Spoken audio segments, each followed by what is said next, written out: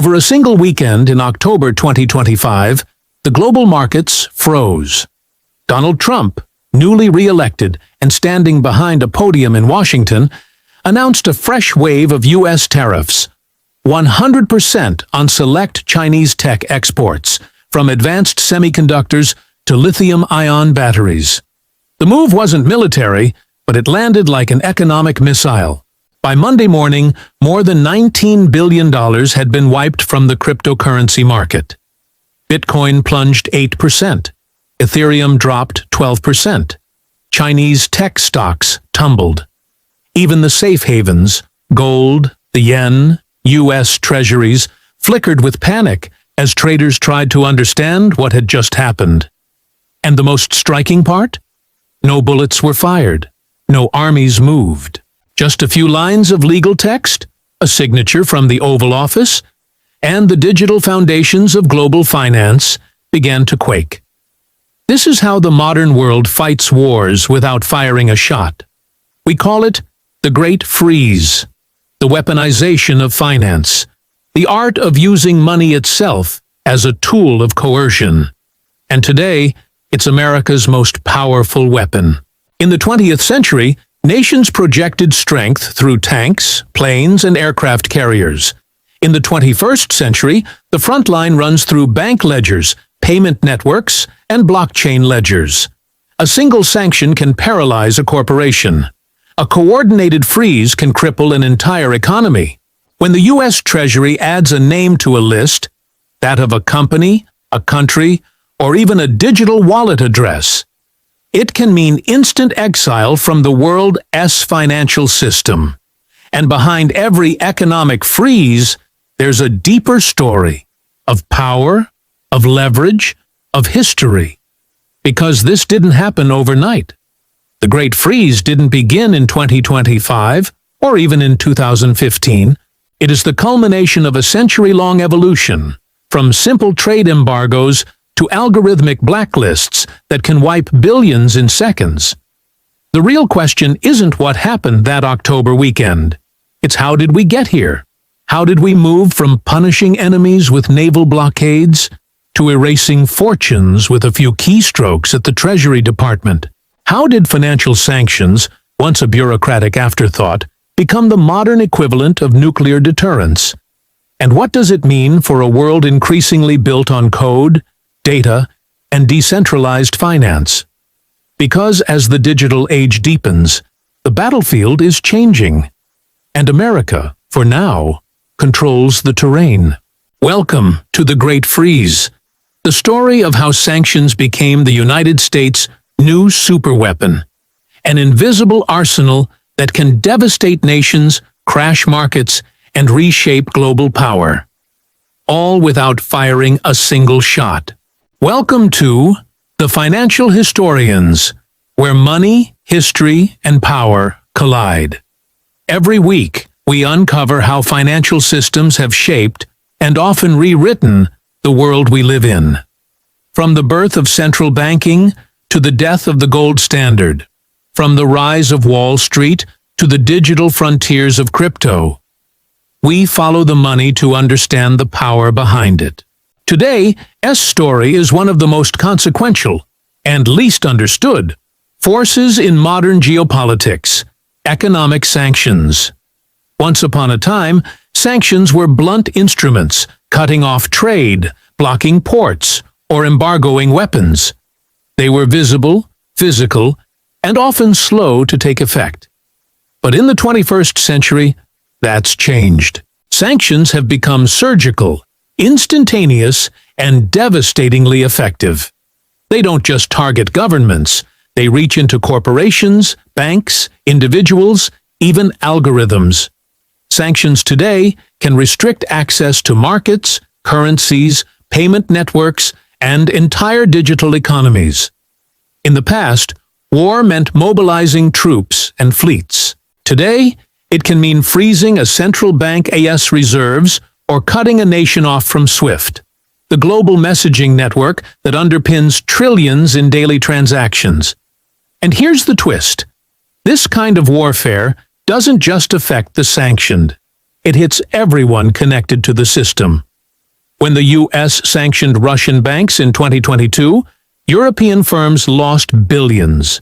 When crypto exchanges were forced to comply with OFAC lists, traders worldwide saw their assets suddenly flagged or frozen. Financial power, it turns out, doesn't just enforce policy. It defines who gets to play the game at all. Sanctions, in their modern form, are the purest expression of American power. Because they depend on one thing: the dominance of the U.S. dollar. Every major bank clears through it. Every trade touches it. And that means the United States can reach across borders without leaving home. But that dominance has consequences. As America turns the dollar into an instrument of enforcement, the rest of the world is learning to adapt and resist. Nations are experimenting with alternative payment systems, digital currencies, and regional alliances, all designed to insulate them from Washington's reach. So before we look ahead to what comes next, we have to look back to how it all began. Because to understand the great freeze of today, we need to trace the roots of financial warfare. From the crude blockades of the 19th century to the code-based sanctions of the blockchain age. This is the hidden history of America's financial arsenal. And it begins, like all great power stories, with control, not of land, but of money. Act 1. The origins of sanctions as power. Before sanctions became a weapon of precision, they were a weapon of desperation. In the 19th century, nations used blockades and embargoes as tools of war. When Britain wanted to weaken Napoleon, it didn't invade, it cut off his trade. The continental system and the British counter-blockade strangled economies long before modern financial systems existed. Sanctions were about goods, not money. Ships, ports, and supply chains, not banks or digital wallets. Fast forward to the early 20th century.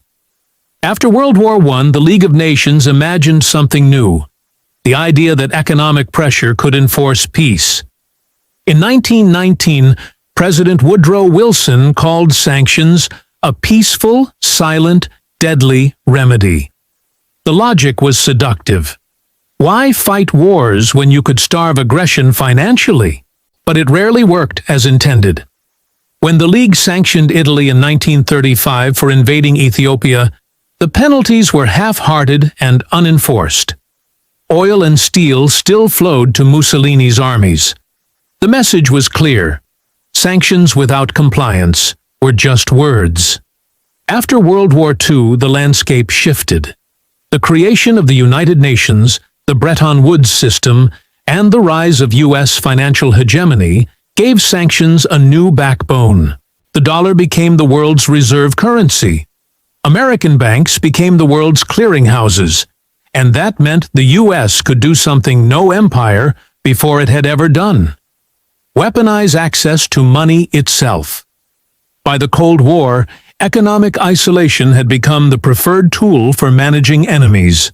Washington used embargoes to punish Cuba in 1962, to pressure the Soviet Union throughout the 1970s, and later to corner regimes in North Korea, Libya, and Iraq. Each iteration grew more complex. From banning specific exports to freezing state assets, sanctions evolved from symbolic protest into a calibrated mechanism of global control. And with every new target, the infrastructure expanded: the legal machinery, the bureaucratic networks, the databases of forbidden names. It wasn't just about punishing nations anymore. It was about building an architecture of exclusion. Act 2. How the U.S. built the infrastructure of financial coercion. By the 1970s and 1980s, the world ran on dollars. That simple fact, that every major transaction cleared through the U.S. banking system, gave Washington unmatched leverage. The system crystallized through a few key institutions. SWIFT, the Belgium-based messaging network created in 1973, became the nervous system of global finance. Nearly every international bank transaction flowed through it. OFAC, the Office of Foreign Assets Control, emerged as the enforcement arm, quietly maintaining the blacklist of individuals, companies, and countries barred from doing business in dollars. And U.S. Treasury control over dollar clearing meant that any transaction touching an American bank, even for a second, could fall under U.S. jurisdiction. This was the foundation of the modern financial battlefield. Take Iran. In 1979, after the hostage crisis, Washington froze billions of dollars in Iranian assets. It was the first large-scale example of financial immobilization. 4 decades later, in 2012, the Obama administration took it further, cutting Iran off from SWIFT entirely. Overnight, Tehran was locked out of the global financial grid. Oil exports collapsed. Inflation surged past 40%. The pattern repeated. Cuba endured 6 decades of restrictions, a textbook case of how sanctions can shape an entire economy. North Korea was quarantined financially, forced into black market channels and illicit networks just to survive. Russia, after its 2014 invasion of Crimea, faced a slow tightening. Banks blacklisted, oligarch assets seized, Western investment fleeing. By the time of the 2022 invasion of Ukraine, the U.S. and its allies executed the single largest coordinated sanctions campaign in history, freezing $300 billion of Russia's central bank reserves and disconnecting major banks from SWIFT. That was the moment the world truly grasped what America's financial dominance meant. It could freeze a nation's economy in real time, and yet it wasn't just states being punished anymore. Corporations found themselves sanctioned for working with the wrong suppliers. Crypto exchanges were fined for facilitating transactions with banned wallets. Even decentralized finance projects, supposedly beyond regulation, learned that being permissionless did not mean crown-tried, untouchable. The rules of the game were now global.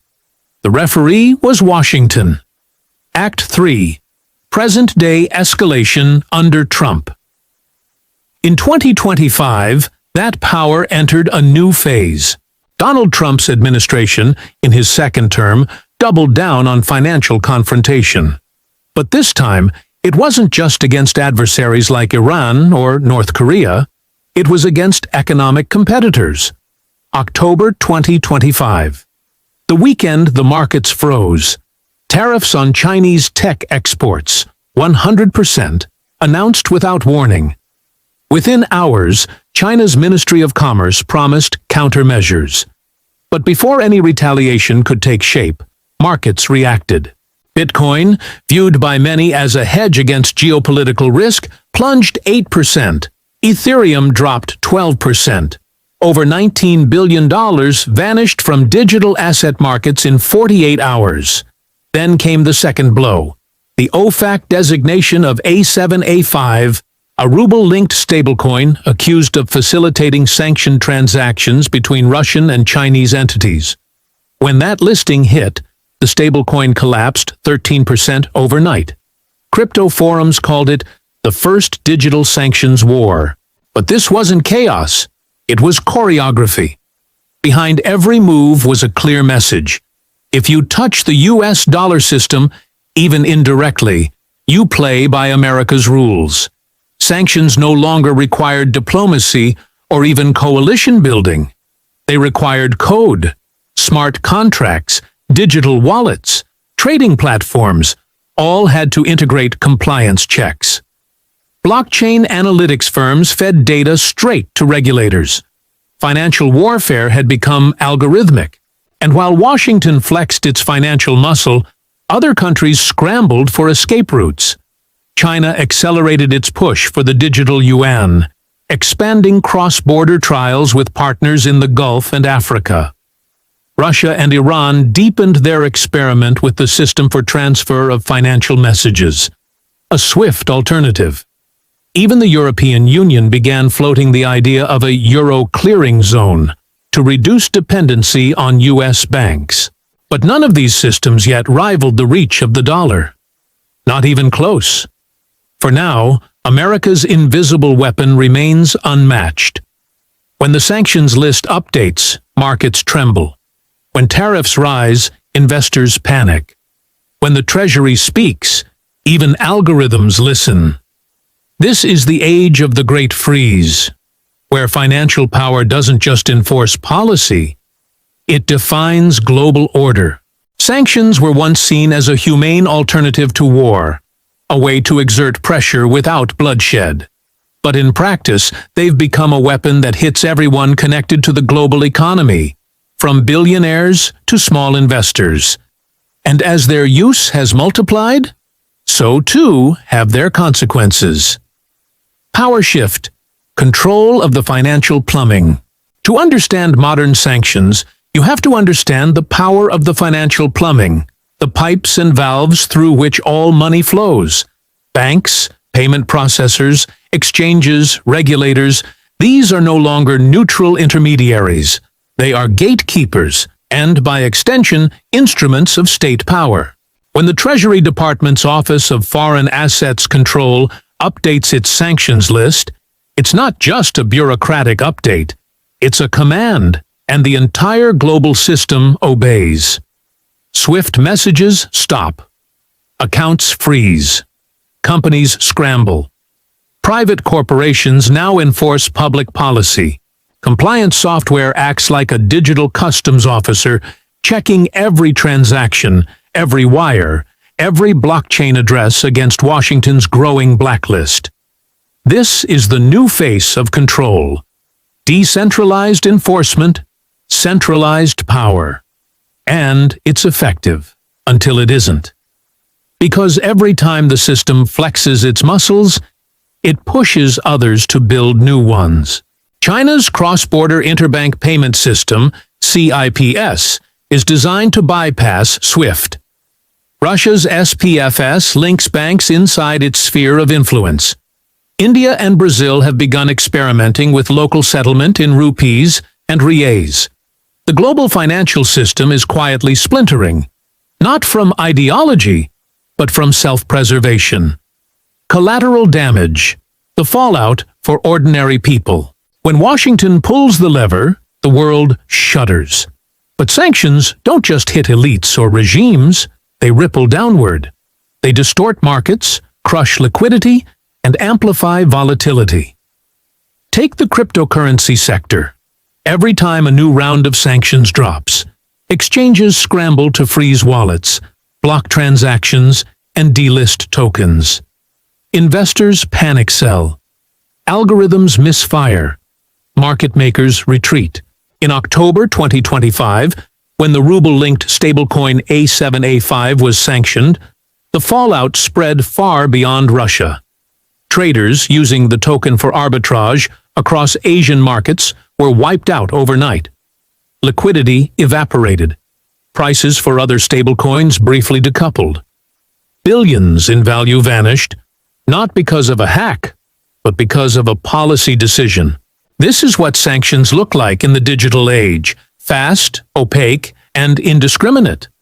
Small investors, the retail traders, the miners, the DeFi builders, often bear the brunt. They don't have compliance teams or geopolitical risk officers. They just log in one morning and find their assets frozen, their exchange inaccessible, their project delisted. For the powerful, sanctions are strategy. For the rest, they're chaos. Digital age weapons. Sanctions in code. Sanctions are no longer just legal instruments, they're technological. The rise of blockchain analytics means regulators can now trace and block illicit flows in real time. Wallet addresses can be sanctioned. Smart contracts can be flagged. Even decentralized protocols can be pressured into compliance through the infrastructure that connects them to the real world. Oracles, stablecoins, fiat on-ramps. It's the ultimate paradox. A technology born to be borderless is now being used to reinforce borders. When Tornado Cash, a decentralized privacy mixer, was sanctioned in 2022, it marked a turning point. The code itself, not the developers, not the company, was blacklisted. Developers were arrested. GitHub repositories were deleted. It was a preview of today's digital freeze era, where law meets code and power flows through both. In this environment, every blockchain developer becomes a potential target, every protocol a potential policy tool. Financial warfare has gone fully programmable. Global response and backlash. But there's a catch. Every sanction weakens trust in the very systems that make sanctions possible. The dollar's dominance rests on trust. Trust that money will flow freely, that the U.S. won't arbitrarily weaponize access. But when that access becomes political, other nations look for exits. De-dollarization isn't a slogan anymore. It's a strategy. In 2025, China settled more than half of its oil imports in yuan for the first time. Russia began accepting gold and digital currencies for energy exports. The BRICS nations proposed a joint settlement token backed by a basket of their currencies. Even U.S. allies have started hedging their bets. Europe, after seeing its energy crisis deepen under the Russia sanctions, has pushed for strategic autonomy in finance. Every act of financial coercion creates an incentive for evasion, and every evasion erodes the system's power a little more. It's a feedback loop. The more Washington uses its financial leverage, the more others prepare to live without it. Risk for the sanctioners, too. There's a final irony in all this. The U.S., in wielding its financial superweapon, may also be undermining its own empire. Because the dollar's supremacy doesn't come from law. It comes from use, from trust, liquidity, and the willingness of others to rely on it. If that trust erodes, the weapon dulls. When sanctions become overused, they start to look less like strategy and more like habit. When markets expect financial punishment to follow every political dispute, they price it in. And that's when the system begins to fracture. Imagine a future where countries run parallel payment systems, one dollar-based, one regional or crypto-based. Imagine corporations moving reserves out of U.S. banks to avoid exposure. Imagine investors diversifying away from dollar assets, not for return, but for safety from sanctions risk.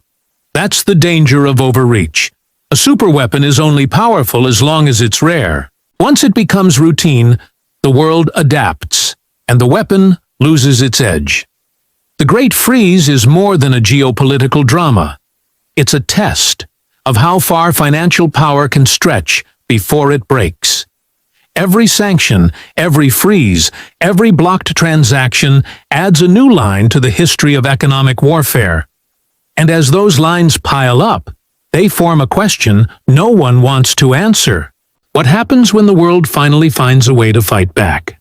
The story of the Great Freeze isn't about one country, one president, or even one policy. It's about a transformation. The moment when money itself became the battlefield. When America first used sanctions, they were an experiment.